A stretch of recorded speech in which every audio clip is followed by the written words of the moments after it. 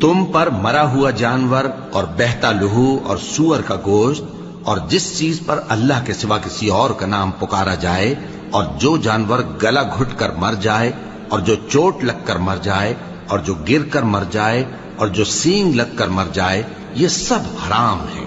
اور وہ جانور بھی جس کو درندے پھاڑ کھائیں مگر جس کو تم مرنے سے پہلے ذبح کر لو،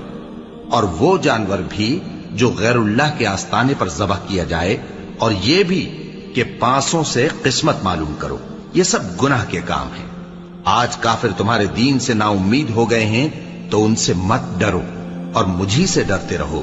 آج میں نے تمہارے لیے تمہارا دین کامل کر دیا ہے اور اپنی نعمتیں تم پر پوری کر دی اور تمہارے لیے اسلام کو بطور دین پسند کر لیا۔ ہاں، جو شخص بھوک میں ناچار ہو جائے بشرطے کہ گناہ کی طرف مائل نہ ہو تو اللہ بخشنے والا ہے، بڑا مہربان ہے۔